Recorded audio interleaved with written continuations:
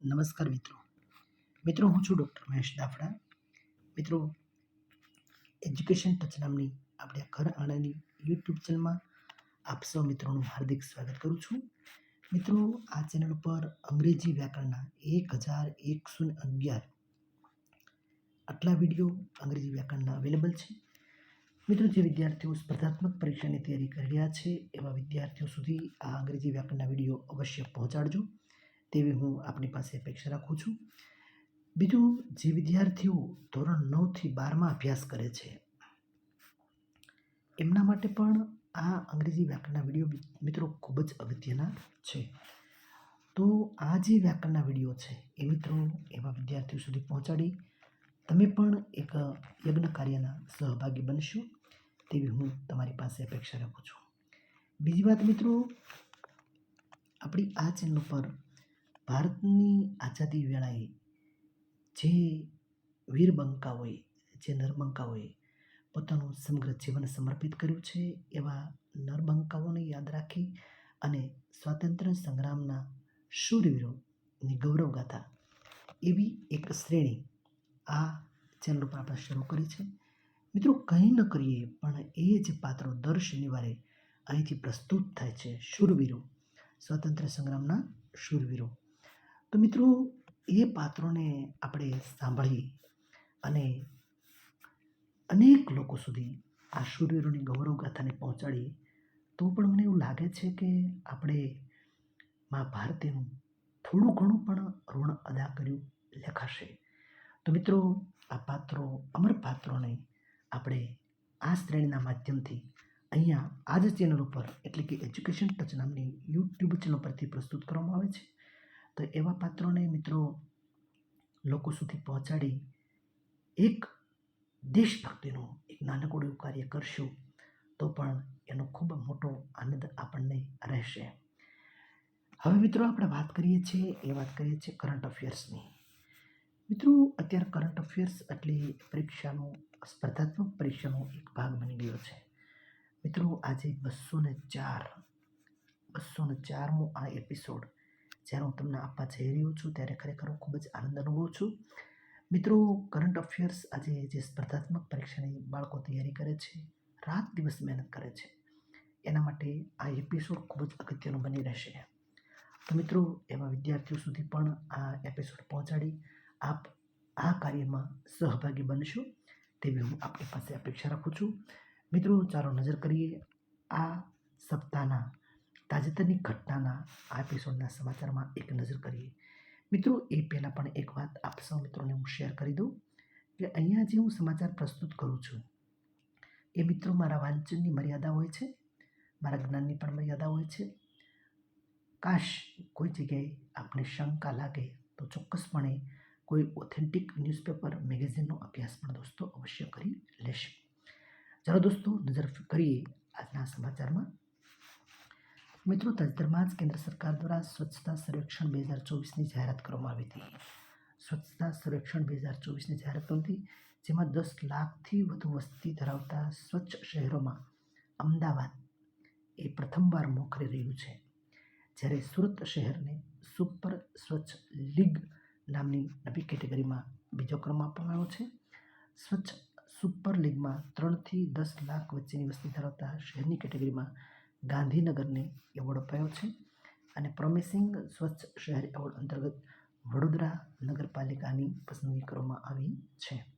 મિત્રો, અલગ અલગ કેટેગરીમાં અમદાવાદ, સુરત, ગાંધીનગર અને વડોદરા એ અલગ અલગ કેટેગરી આપણે ખાસ યાદ રાખીશું અને પરીક્ષા માટે પૂરી તૈયારી સાથે આ વસ્તુને આપણે યાદ રાખીશું. હવે આ જે સ્વચ્છ સર્વેક્ષણ પુરસ્કારો જે જાહેર થયા 24-25ના, પરંતુ પ્રશ્ન એવો પૂછ્યો કે તેમની થીમ શું હતી? તો એમની થીમ ખાસ યાદ રાખજો: reduce, reuse, recycle. Reduce, reuse, recycle. આ સ્વચ્છ સર્વેક્ષણ પુરસ્કારો 2024-25ની આ થીમ બની રહી હતી.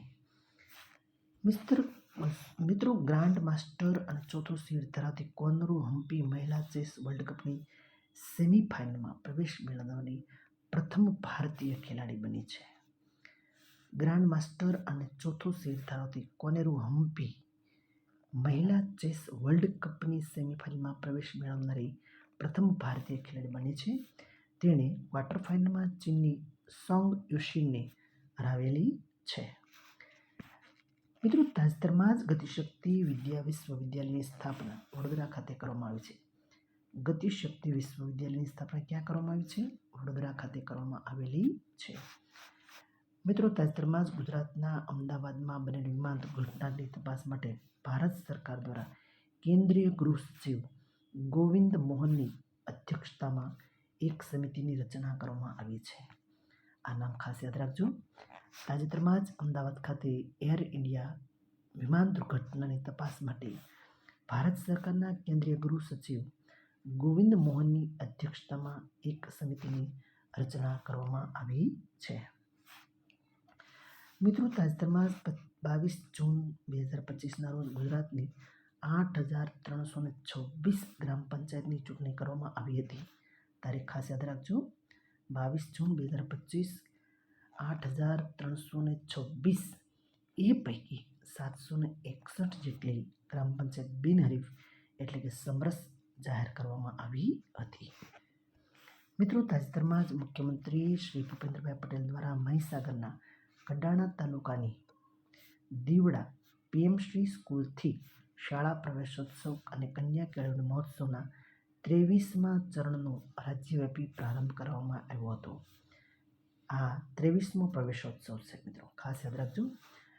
મહીસાગરના કડાણા તાલુકાની દીવડા પીએમશ્રી સ્કૂલથી આ પ્રવેશોત્સવનો શુભારંભ કરવામાં આવ્યો હતો અને આ મહોત્સવનું 23મું ચરણ હતું અને તેની થીમ આવો બનાવીએ શાળા પ્રવેશોત્સવનો સમાજોત્સવ. આવો બનાવીએ શાળા પ્રવેશોત્સવનો સમાજોત્સવ. મિત્રો, તાજેતરમાં જ ગુજરાતના લખતર તાલુકાના લાખાપર ગામમાં 5300 વર્ષ જૂની હડપ્પી વસાહત મળી આવી છે. ગુજરાતના લખતર તાલુકાના લાખાપર ગામમાં 5300 વર્ષ જૂની હડપ્પન વસાહત મળી આવેલી છે.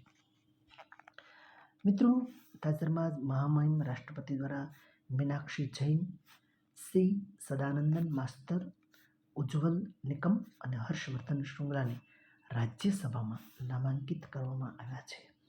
મિત્રો, ફરીવાર નામ યાદ રાખશું. મીનાક્ષી જૈન, સી સદાનંદન માસ્તર, ઉજ્જવલ નિકમ, હર્ષવર્ધન શૃંગલાને રાજ્યસભામાં નામાંકિત કરવામાં આવ્યા છે.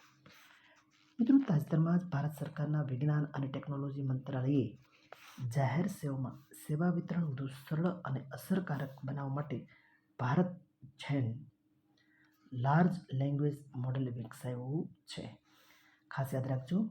ભારત સરકારના વિજ્ઞાન અને ટેકનોલોજી મંત્રાલયે જાહેર સેવામાં સેવા વિતરણ વધુ સરળ અને અસરકારક બનાવવા માટે ભારત જેન લાર્જ લેંગ્વેજ મોડેલ વિકસાવ્યું છે. મિત્રો, આ સમાચાર પણ ખાસ યાદ રાખીશું.